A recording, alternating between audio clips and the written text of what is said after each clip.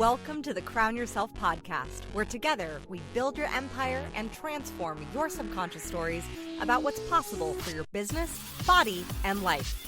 I'm your host, Kimberly Spencer, founder of crownyourself.com, and I'm a master mindset coach, best-selling author, TEDx speaker, known to my clients as a game changer. Each week, you get the conscious leadership strategies you need to help you reign with courage, clarity, and confidence so that you too can make the income and impact you deserve. Imagine this podcast as your royal invitation to step into your full potential and reign in your divine purpose. Your sovereignty starts here, and your reign is now. Hello, my fellow sovereigns. Oh, it is good to be back in the studio with you today. I mean, I know you're not here with me, but I feel you with me, and it is such an honor.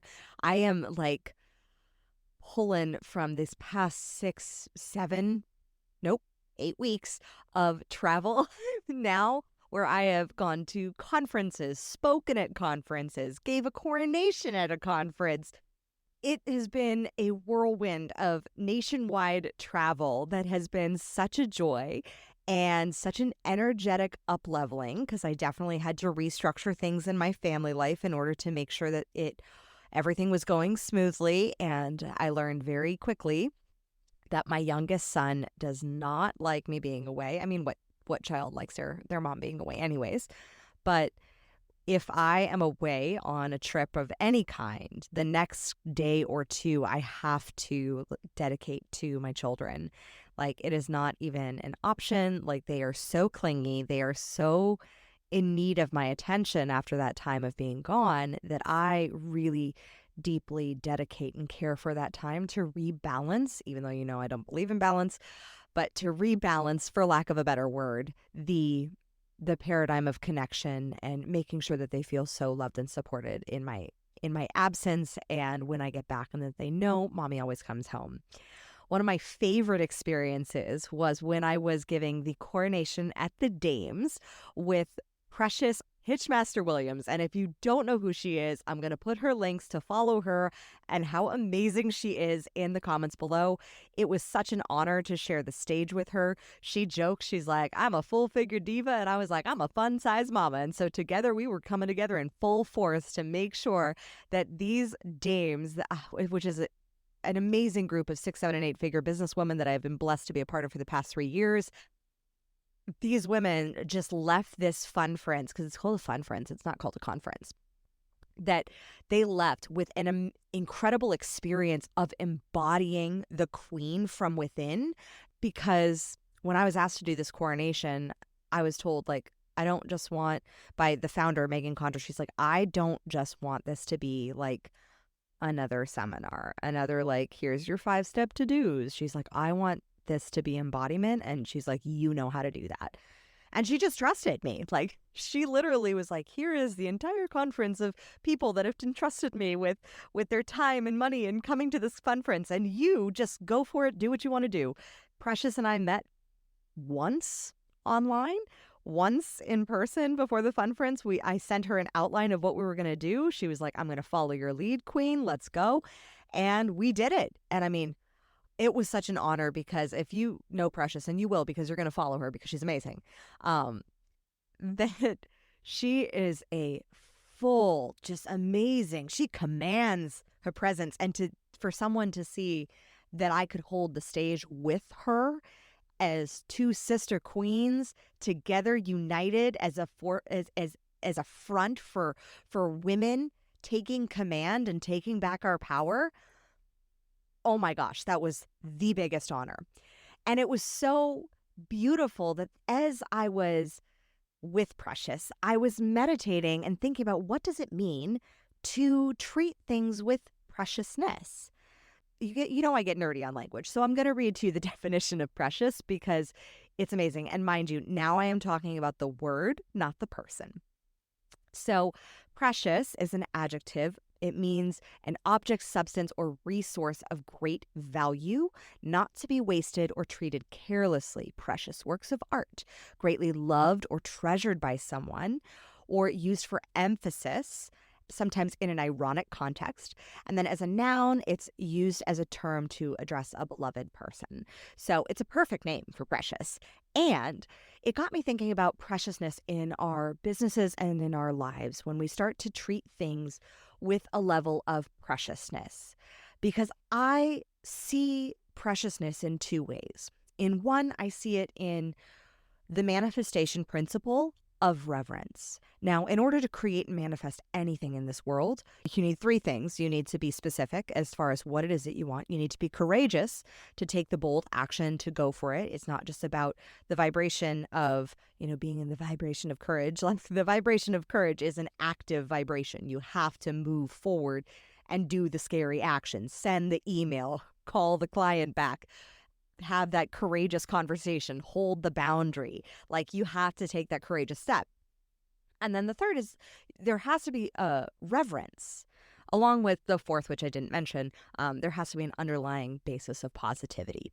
So, but the reverence piece is the one that I see is regularly missed, is having a reverence or a preciousness for what it is that you're doing.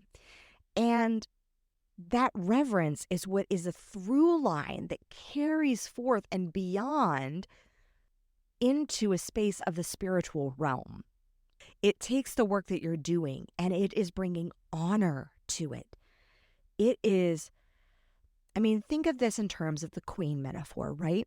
So a queen has reverence for her duty because it is her responsibility to put that forth into the world. And so this was something that I talked about with Precious on stage at the coronation of a queen is born with the expectation that she's going to rule. And there is a level of honor and respect and duty and reverence for that role that is cultivated not only by herself, but also by the people and leaders around her and by the environment. And there's a reverence for the role of queen.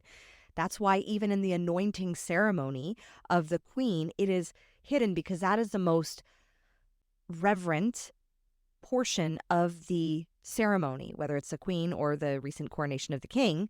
Like that ceremony is where it is believed that she is anointed or he is anointed with the holy oil that binds them with the divine to be guided by God's source universe's holy wish. Like that is a level of reverence that takes place. Now, imagine if you infuse that into that which you want to create. Oh my gosh. Like if you treated the work that you're creating as a holy work of art, whether it's your book or your business or your super sexy sales strategy or your systems that you're building for your team, if you supported that with a level of reverence and preciousness for what it is that you're doing, treating it like a work of art, like something that is precious. Now, I said I see preciousness as twofold.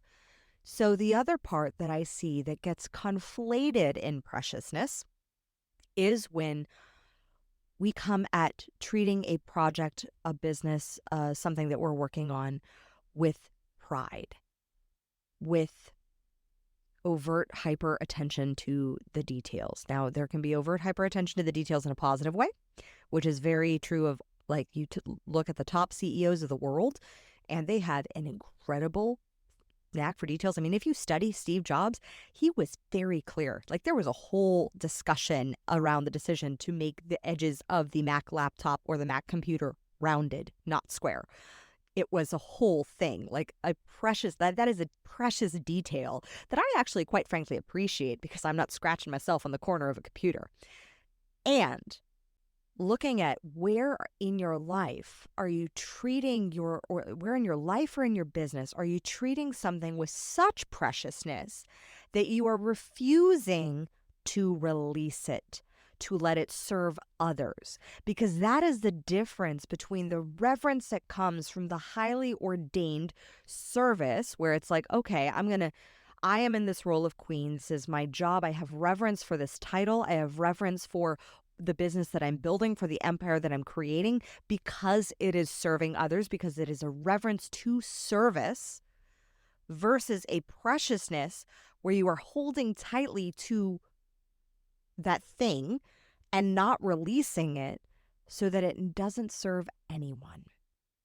Because if you're not getting it out of you or having it move through you, it is serving no one. And in fact, it is keeping you stifled and stuck.